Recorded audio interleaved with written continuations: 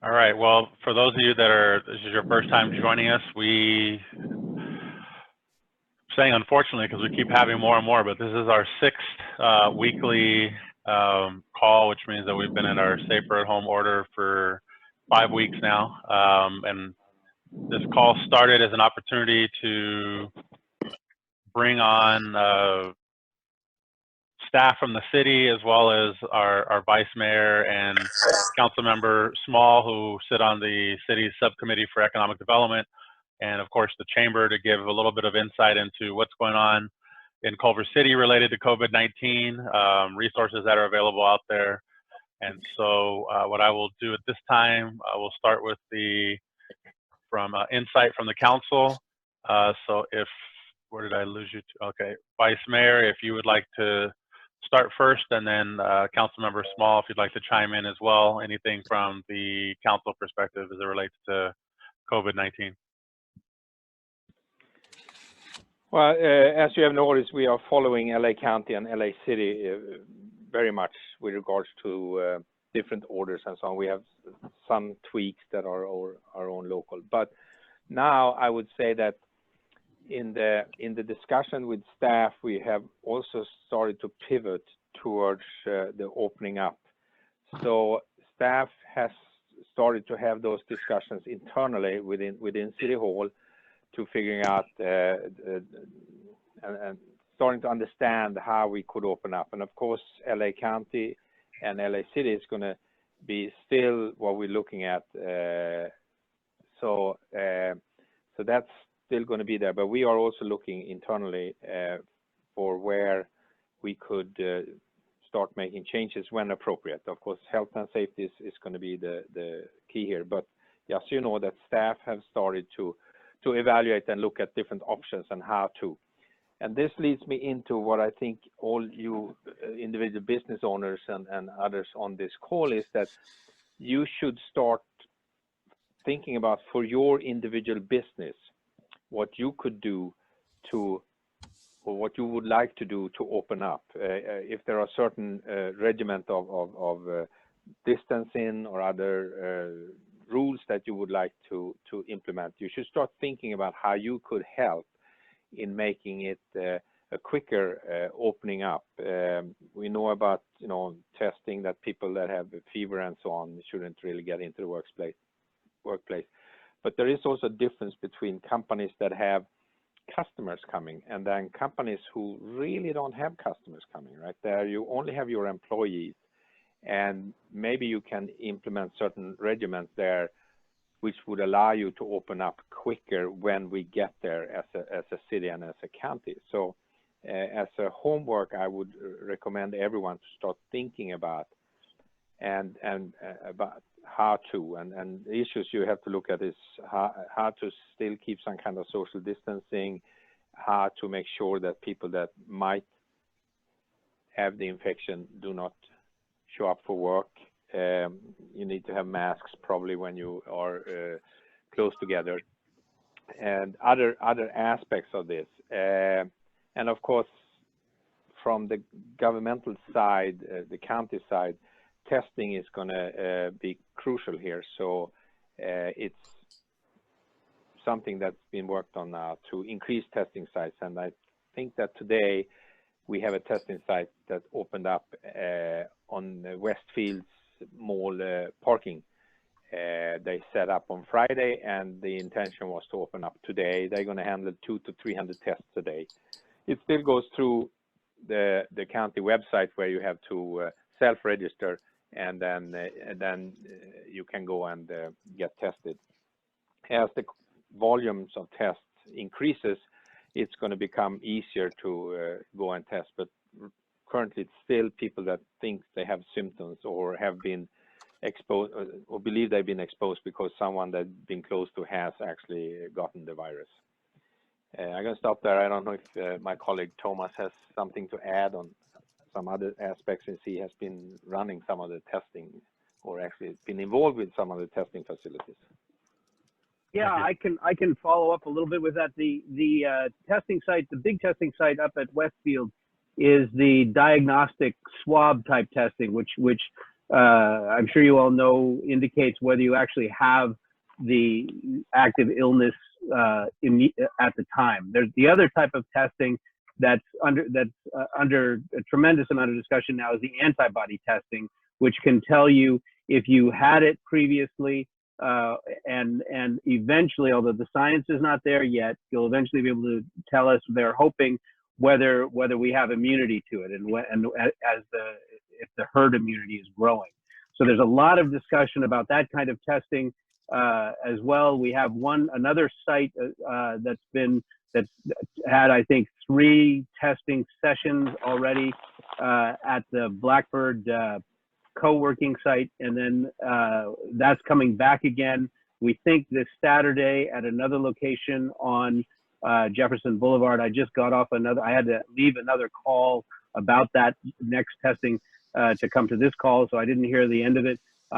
But that'll be firming up in the next day or so, and we're hoping to expand that a lot over the coming time, because that'll make a big difference as to how we can open up our businesses and continue to have them open without having to close again. As we emerge from this part of the crisis. Very happily, there's been a group that has stepped up and is going to be offering that kind of testing to our first responders. So we're hoping that in the next couple of weeks, in collaboration with the Venda Museum, to be able to test all of our police and fire who are on the front line. So there will be more news, on a weekly, if not daily basis on how the testing develops. Thank you very much. And I think we have Elizabeth. I'm not sure if it'll be Todd or Elizabeth sharing on behalf of the city, but either one of you guys or Elaine, by all means. Just a second. Elizabeth, if you want to talk about the proposed additional funding, maybe I can go over some of the notes from today's LAEDC. Why don't you start with the LAEDC stuff, and then I'll start with the others. All right. The LAEDC is holding weekly webinars, and they're providing an overview of the economic conditions and making some recommendations on how we should chart our path going forward. I think they were, restating the situations we're all aware of, and that the leisure and hospitality industries are taking the greatest hit. That the unemployment filings are just outrageous. One interesting fact, let me see if I can find it here. They said we lost more jobs in the last 2 weeks than we did in 2 years of the Great Recession. Their economist predicts 20 to 30% unemployment. Small business is the hardest hit due to their limited capital and their ability to withstand long periods of no revenue. There were questions about what can be done to help the hotels, and the hotels are actively, and this is more the industry, is actively pursuing the sanitation protocols to keep their guests and their employees safe. Question came about what can be done to help entertainment, and they weren't really thrilled with the outcome of that, but they said that entertainment's return is going to be delayed until the distancing requirements are relaxed. And somebody else asked what can be done to help small retail, and they said in the reopening process, local small retailers should be allowed to open first. They should be test cases. Test your controls, test your protocol, use them. They said the larger retailers will rebound more quickly, and they can adapt readily. One thing they asked, or one thing they mentioned, was about what local government can do, and monetarily we all know that there isn't much their local government can do, but what they recommended was that local governments focus on creating the policies that ensure the safe and expeditious return to work for business employees and customers. So like Joran mentioned, that's something we're focused on internally. You know, we're using City Hall as a test case. We're establishing, you know, the protective measures and, you know, hours and staffing strategies, you know, and all of that is about, you know, we don't want this to return. And we don't want the restrictions to return, because if, you know, we start and stop, it just delays the economy's rebound. So, you know, we have a draft. It's very preliminary. We're sharing it internally with, you know, the different departments and divisions. And, you know, when that is ready, we're going to share it so others know, you know, what that strategy is going to be.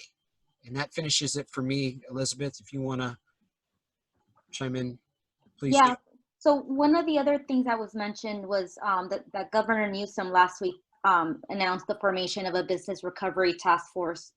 And that was, obviously, it has all living governors on it, industry leaders from throughout the state.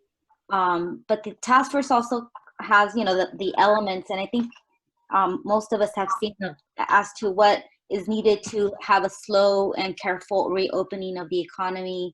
I think it was mentioned, like more testing capacity is needed, increased protection for everyone, gloves, masks, etc. And that's obviously there's very short supply right now.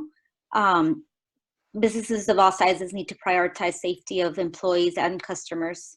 So that is obviously the priority for everyone right now, as we think about how and when to start reopening. The last thing that I'm gonna then segue into the assistance is PPP, which is the federal fund, should be refunded, and that should be about $300 billion, with some set asides of like $50 to $60 million for the smallest enterprises. So how that looks, PPP, we already know how that looks, but this other set aside, obviously it's something that we will be monitoring and keeping people up to date on. Now, going into business assistance, we set out a new restaurant map for our restaurants that are open. I could forward that to Colin, but I forwarded an email earlier on Friday, and that's to connect residents with open Culver City restaurants and grocery stores. We created the map. It lives on the resident information page, but it's if you're a restaurant owner or manager, you could sign up to add your restaurant to the map, and you'll be able to include information such as hours, locations, and services. And you automatically populate. You could change it if you need to, or contact us if you need help doing so.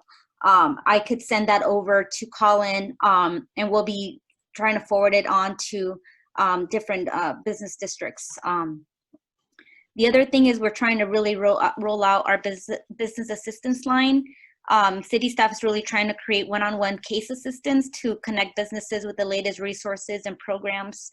So I know that we've been hard in these calls and trying to really push out this line, which is 310-253-5765, or email us at business.assistance@culvercity.org, and I'll put that in the notes as soon as I finish. We also wanted to create, have a unique subscribing to only for businesses, for business specific information. So we created that last week as well. So you could get specific information as it rolls out. All the other information right now is, I think we mentioned if you weren't on the call on Friday, is that the county announced a business assistance loan and grant program. The program will be open within the next 10 days. We don't exactly know when, but we know that the main goal is to fill the void left by the federal assistance. Businesses and particularly those businesses and nonprofits not eligible for the PPP, or were not able to access it altogether. Loan amounts are going to be up to $50,000. Loans will be low interest or no interest, likely deferrable, and some cases forgivable. There will be also micro grants between $1,000 and $10,000. Again, we don't know exactly how this assistance will be tailored, but we will be sure to work with the county to be able to get specifics, and we'll be able to get to vet the program as much as possible, so we could help you in any way or form we can. I think that's it in terms of new information.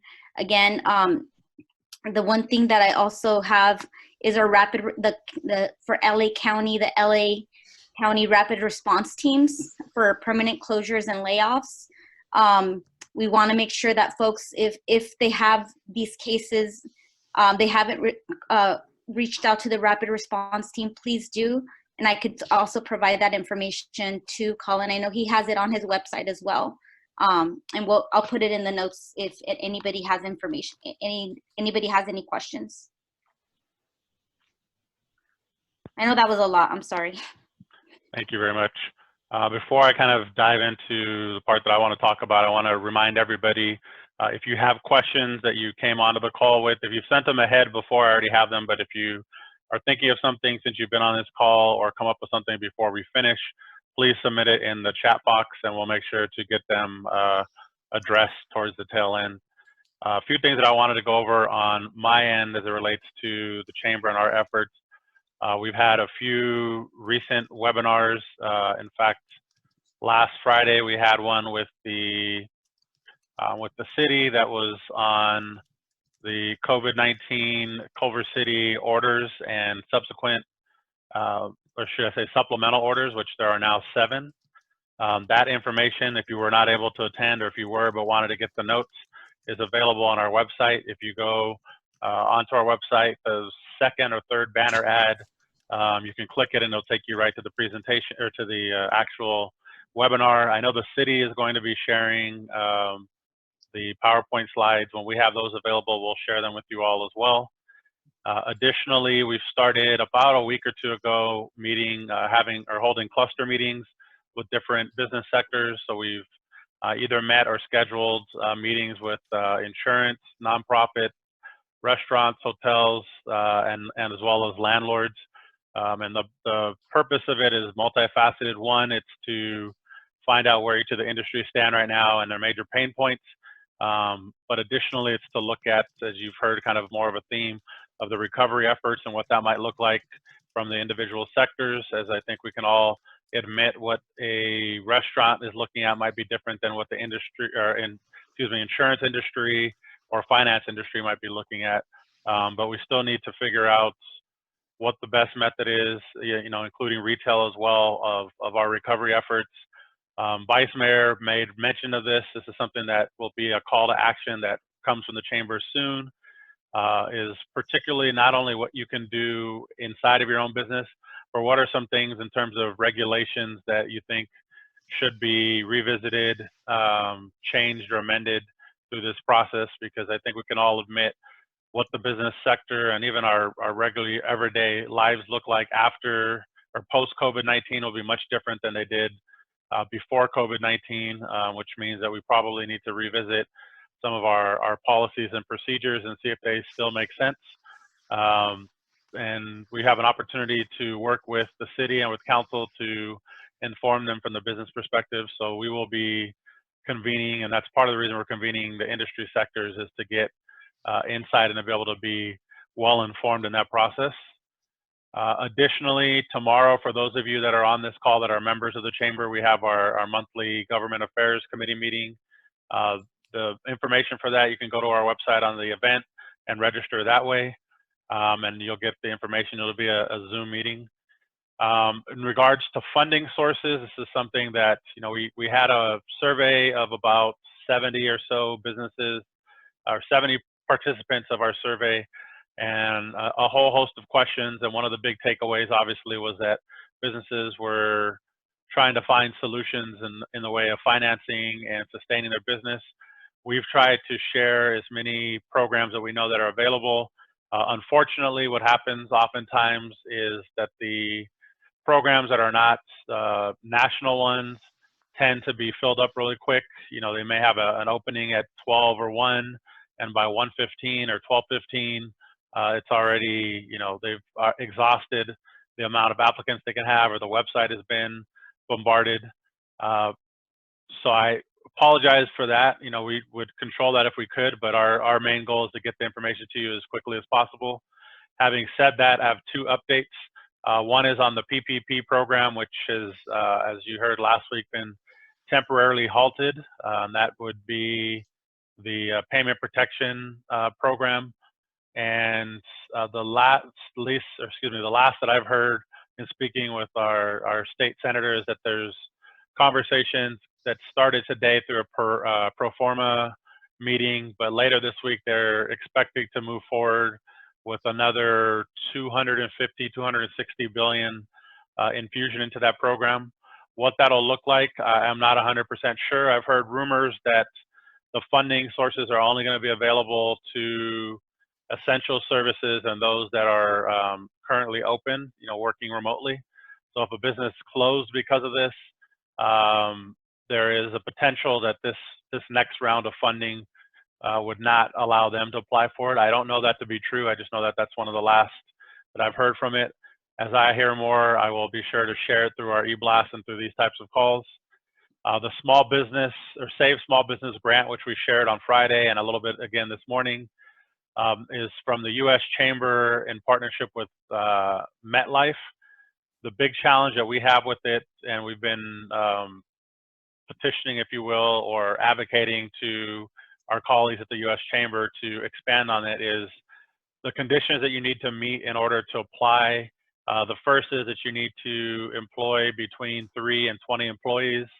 The second is that you need to be in a economic vulnerable area, which unfortunately Culver City is not considered that right now, even though, you know, if you go down Venice Boulevard, if you are on the south side of Venice in some areas, you're Culver City. If you're on the north side, you're LA.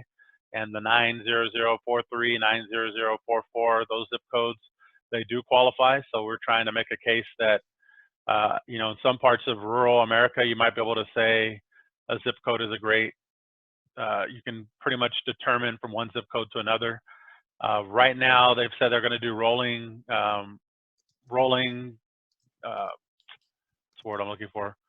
They're going to be funding it in a rolling process, which means that next week there'll be another push and another wave. I don't know, and our goal is to try to push for the next week for it to be inclusive of other zip codes, which would include the Culver City zip codes. We're not in the minority. There's other chambers that I've worked with that are in the same boat, that they either part of their community qualifies, other part doesn't, or none of theirs does. So we're still trying to push to get that to take place, utilizing the statistics that we pulled from our first round of surveys that show just how big of an impact fiscally and from a staff standpoint COVID has had, and that was about 3 weeks ago. So obviously, it's with every passing day that impact grows. So we will be sending out probably later this week a second round of surveys. If you're able to fill it out, it's imperative that you do so, because we do use this information not only to inform our local and state elected officials, but also with some of programming around. And then the last piece that I wanted to go over, as far as local efforts, we've just convened our first meeting. Chambers put together Culver City Recovery Task Force that includes members of small business, large business, different sectors, geographically all points. So the Fox Hills, downtown Culver City, Sepulveda Corridor, East Washington, as well as the Arts District. And the goal is, again, to look at recovery efforts. We can't wait until they say the date, you know, the reopen date is X, and then start to plan. So we're trying to work on that proactively. And this Friday is branding. Obviously, if you've had your insular conversations in your company, you realize that what you know, how you market yourselves and how you acquire and keep your customers may change drastically if it hasn't already. So we're partnering with Deborah Goldfarb from the SBDC, who will be doing a seminar and branding during COVID-19 with prospects to look at how you carry that forward moving after COVID-19. And that'll be Friday, April 17th. April 24th, there we go, from 11 a.m. to 12:30. And that information is on our website. So that is it for me right now. I'm going to try to make sure that we have all these questions addressed. So if Elaine or Elizabeth and Todd, as well as our Vice Mayor and Councilmember Small, if you guys can unmute yourselves, if we have any answers to these questions. The first question is,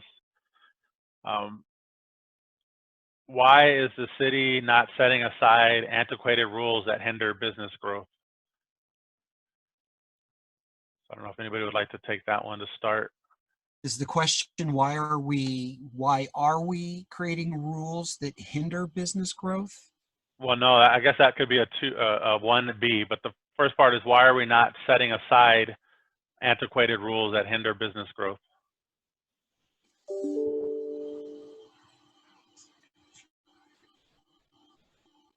Well, go ahead, Thomas. I was just going to say that I wonder, I think to really be able to answer that, it'd have to be a little bit more specific. Like, are there, and I think we would welcome suggestions on rules that we might be able to relax that would help things. But we'd have to look on an individual case-by-case basis as to which practices or regulations we're talking about. Okay. And the next question is, not sure if this one is, why is the city not canceling or reducing fees for business regardless if they're open or shut?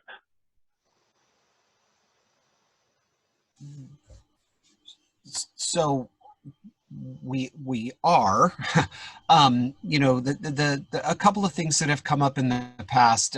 One was sanitation, and we talked about that before, that if your business is closed, we should suspend the sanitation service. And I volunteered, I think, during our last call to help whoever would like to pursue that. So I'll make myself available. A couple of other things we're doing, we're trying to help businesses that rent monthly parking. We've reduced those fees. We prepared a list of all of the things that we're doing, and we shared that with the entire business community. And Colin, I think it went to you directly. So if we, need to send that again or get that out there to a broader audience, I think it's, would be a good thing for us to do. So everyone's on the same page. Sounds good. Next question. Let me see. How can we get notified of when the loan funds through the county become available? I can answer the first part of that. I know that when we find out about the funding sources, we're sharing it with all of, not just our members, but all of our businesses that we have in our database. So we'll continue to do that. I don't know. The challenge really right now is, at least in my opinion, is less about getting the word out and more about finding additional sources, because a lot of the ones that are being shared now are being shared with tens of thousands of businesses. And in reality, there may be enough space to fund 100 to 200 businesses.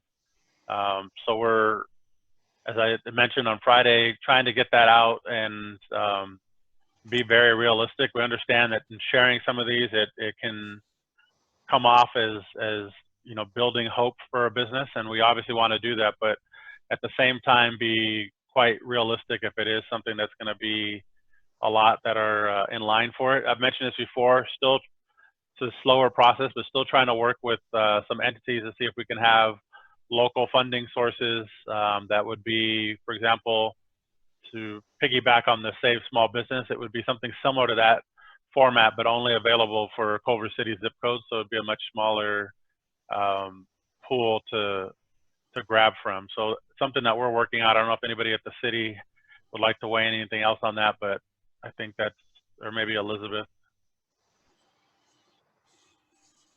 No, that's it. I mean, I think I answered it in the chat, but we'll be vetting all the eligibility requirements and making sure to forward when it's available. But I think you hit it on the nail, Colin. Like it's difficult because everybody from the county will be applying at the same time when it becomes live. So just make sure that you have all your information ready. I'm sure that from the other fund, they had a list of the information that was needed before it went live. So Correct. just making sure to look at the requirements before it goes live. So as soon as it gets in, hopefully you'll be able to get a chance. And I would encourage all chamber members to sign up for the city's Gov delivery, because that's our best method of communicating with you all. And when we learn things like funding opportunities, that's how we'll push it. So you can go to the city's website, you can sign up, and I don't think it could hurt to have, notice from the chamber and from the city. And, we push this as many ways we can to reach as many people as we can. Makes sense. So a question that I just got a little while ago, can we get a sense, and I'll let anybody with their crystal ball answer this one, can we get a sense of when Culver City might be, or when might be the earliest that the gradual opening phase could start in Culver City? What do you think, Joran? Do you have that vice mayoral crystal ball? That's a hard question. Exactly. We are not going to get ahead out of, do something in front of the LA County, LA City on any major front. There's a lot of reasons for that. We think that it's keeping it fairly similar within the county and so on makes it easier for businesses and so on. But we don't have our own health department. We don't have the resources to really figuring out what we could do that the LA County already is thinking about. So it's more watching and listening to what LA County and LA City are saying and what they are indicating.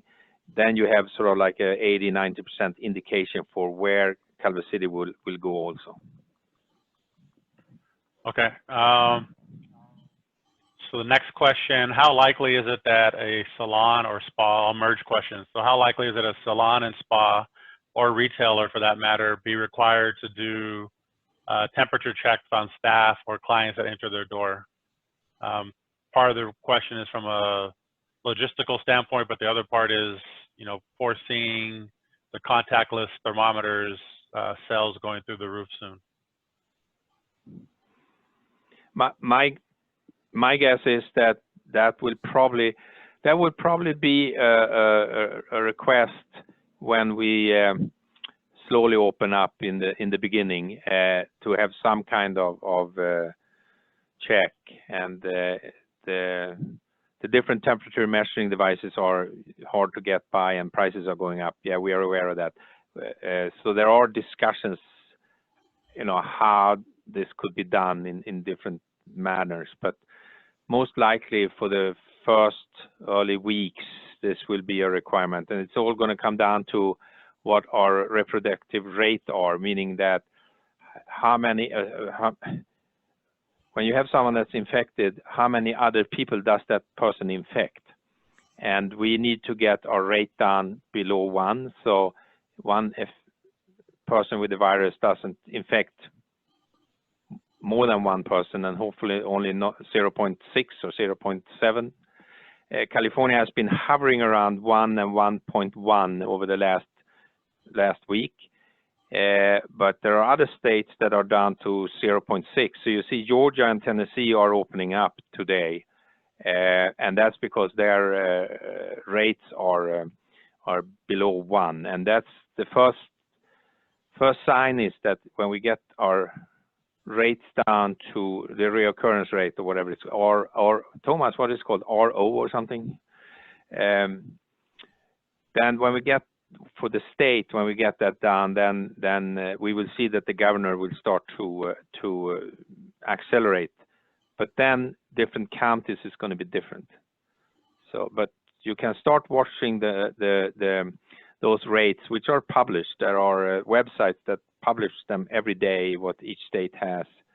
And if you have 1.2, you are getting into trouble because the growth rate is very quickly then. So Right. we need to be down to 1 or below. Thank you. With regards to, there was a statement earlier about some have looked at small, opening it possibly with small retailers and having kind of test pockets. Part one of the question is, how will small retailers be identified for the test reopening? And then the second part, when it's in regards to gathering information and the impact of small retailers, how is that information being gathered? Because it seems that a lot of the talk is about restaurants and hotels being hit the hardest, but not the small non-essential retailers who are currently closed. So the comment had to do with, a recommendation from the LAEDC. And, we're at the city, we're listening, we're learning, we're understanding, trying to understand what it is, to create this path forward. And, we're looking at all of these things. And, I don't have any answers for you today, but, it's a recommendation we're taking seriously, and we're going to try to figure out, and if it's possible, implement. And again, we're not out there doing this alone. This is something on a much broader scale. The county, the city of Los Angeles, good partners that, we need to monitor and follow what it is they're doing. So stay tuned. We're thinking about it. We're trying. We don't have it here and now. Okay, and then there's one last question that I have, and if there's anybody else on this call that has questions that didn't submit them already, feel free to do so now as I'm asking this final one. But the question has to do with the financial outlook for the city. I know there's been a lot of conversation about the challenges to the financial future, and obviously the businesses have contributed a large portion of that, of which a lot of them aren't open. Has there been any thoughts or talks about looking at current or past or recently past expenditures and scaling back on some of those to shore up on the city finances, and maybe address the need that the business community will have? Well, I guess Todd, Todd can start. I can start. So yes, we've done some preliminary analysis, and the reduction in sales tax, which is one of the city's primary sources of revenue, it's significant. We're looking at $2.5 million reduction from last year to this year. And that's very difficult. The city manager and the city council are doing everything they can, which includes reconsidering things that were already underway. It's unfortunate, but I think we're in a financial position where we need to do those things. It's really, I think the answer to the specifics, are going to depend.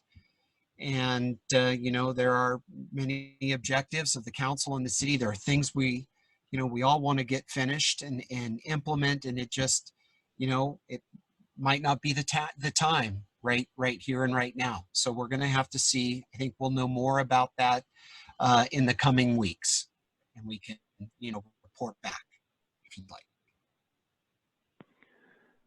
But I think it's important to understand that the city is also an organization that relies on revenue, and since the economy has stopped, if you think about it, we have a sales tax now that generates upward of $30 million in a year, and this quarter we are in now basically has very little sales tax, and March very little. So if you then say that, okay, so we're going to lose half our sales tax in this quarter, that's $5 million. And then the TUT tax brings in somewhere around 6, 7, maybe 8, depends on how but somewhere there. And that's also gone. So that's another $1 million or $2 million. And then we can add on other stuff. So the city actually is facing similar challenges like a lot of businesses, is that revenue is going to be down. And I don't know if you followed what happened in Santa Monica. The city manager was, well, he resigned on Friday. And that was because he had pushed through a rather abrupt reduction of personnel. 600 people was what he wanted to lay off, and the city council actually approved that. And now I don't really know what they're going to do. But Santa Monica is really in deep trouble because so much of their economy is completely tourist oriented, right? So, and that is just gone. We also have a substantial portion that has to do with tourist and sales tax, but not as bad as Santa Monica. We also have a little more reserves. So what I think will happen, and Thomas can chime in here, is that we're going to use some of our reserves that are for a rainy day to give us a little more breathing room and to be sort of a softer landing. But still, all the projections shows that we need to do some serious rethinking of what we spend our money on. There's no question about that.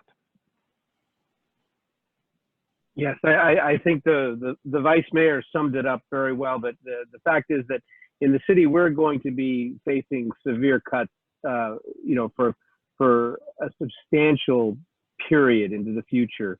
And so we're going to do our very best to continue to provide the most essential services, but it's going to be impossible for us to give any taxes or revenues that will be coming in. We just don't have the room for it, and we need to maintain our essential public safety services and as many of the other services as we can. And we really are fortunate that we have put away the level of reserves that we have for our city. I think Santa Monica has about the same amount of reserves that we have, and a budget 4 times the size of ours, with even deeper, as the vice mayor put so well, with even deeper, cratering in their revenue due to it being so related to travel and tourism and retail and so on. But our belts are going to be extremely tight in the city for as far as we can see forward. Thank you. So the last one, I just had one more that was submitted. What efforts can the city or chamber make towards lobbying for stimulus for cities of our size, or more comprehensive stimulus for incumbent community businesses? I'll speak to the beginning of that.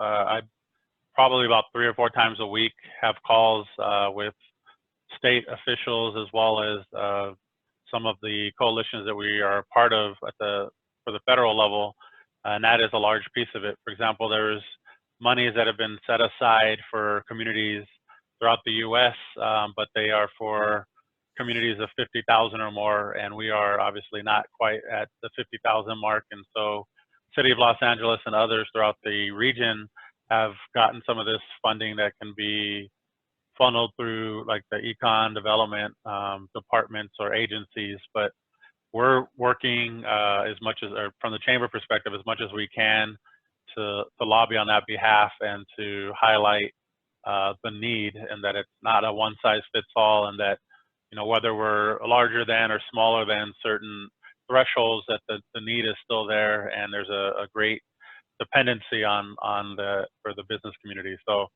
from our perspective, it's a kind of the never-ending story, if you will, and it's a moving target because each day there's conversations about pieces that are coming out, and then the ball gets moving on it. And for example, like the Save Small Business, in theory, is great, but just still misses our community because of what they deem to be economically vulnerable areas. So to answer that question, that's what we are doing as far as the chamber is concerned. I don't know if anybody from the city or council would like to weigh in as well. Well, I can add something, and I think the limit was 500,000. There has been argument to get it done to what's called the CBG level, which is 50,000. But the bill that was passed was 500,000. So LA City gets $706 million from that. We don't get anything, and LA County then gets 1.2 billion. And that is supposed to be for all the smaller cities and for all the areas that didn't get money directly. But now the fight is, of course, how you get some of that money from the county down to us. And as a city, I think we're looking. We haven't sent a letter already. We will be sending a letter requesting a certain portion of those money to come directly down to us, because most of the work actually happened here on the ground. But right now, it's the rather odd situation where LA gets 706 million and we don't get any. Makes sense. And the final question, I want to be cognizant of time. Big businesses have created a lot of the small business grants. Has there been any discussion with big businesses and in Culver City to help save small businesses? The short answer on that is yes. There's a lot of moving parts with that, but that is a conversation that we've had on a number of occasions, and it would have to be a mixed partnership, because you would obviously need some financial institutions to be part of that, which we're working on to see what that might look like. And that was somewhat what I was alluding to earlier when I was referencing having something that the qualifications would be a Culver City zip code for your business. So stay tuned, because it's something that I think when it does get in place, it's going to move pretty quickly, because the need is obviously great, but it's not as simple as, you know, identifying the need and making the ask. There's other components to it. All right. I don't know if anybody else that is in our group now has questions. Feel free to ask now. We've got a couple more minutes. Otherwise, I would encourage the members that are on the call with us today to join us for the Government Affairs Committee meeting tomorrow, where, among other things, we'll be talking about legislature at the local and state level that will add to either the fluidness or challenge of recovery after COVID-19. And then again, on Friday from 11 to 12:30, we have the Branding Your Business Through COVID-19 webinar. The last thing I'd like to leave you all with is kind of a call to action. You all should have my email address. If not, I am typing it into the box as we speak. But it would be to, if there are items that you think as far as changes to or reducing some of the items that are in place, you know, whether it be legislatively or things that would make it easier for you to recover after this. Obviously, you've got to look at stuff internally in your business, but if there are things that are in place, you know, whether it's an extension on time on some areas or some relief. Obviously, you've heard so far there's not a pot of money at the city, but there's a willingness at least to look at some of the things that are in place that we may be able to either relax or remove for the time being, because the city is as dependent on our success as we all are, because it's been, you know, upwards of 70% of the general fund for our community. So my call to action would be to send me any of those that you can think of. If it's something specific to your business, great, but if it's for your region, your industry, or if you think for the city as a whole, please let me know. We'll curate those, because now more than ever, the city needs to hear from us as it relates to that, because this is areas that none of us have been in, but we are all in this fight individually and collectively together, and we're only going to get one shot really at the recovery effort. So the better informed we can be and inform our city as well as our council. I think that would behoove us all. So thank you all for the time. Hopefully you found value in it, and we will have this posted later in the week or share it in the e-blast. So if there's people that you wanted to share some of the information with, or go back to some of the questions that were asked and answered, you'll be able to. So thank you.